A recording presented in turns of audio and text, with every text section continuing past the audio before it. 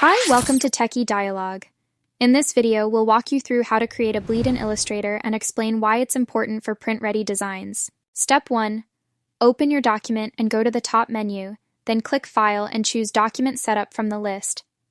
This is where Illustrator lets you control document-wide settings, including bleed, which ensures your artwork extends beyond the artboard for clean trimming. Step 2. Inside the Document Setup window, locate the bleed section and enter the value you need, such as 0.125 inches. If the link icon is enabled, the same bleed value will apply to all sides, which is useful for consistent printing. Step 3. If you need different bleed values for the top, bottom, left, or right, simply uncheck the link icon and enter custom numbers.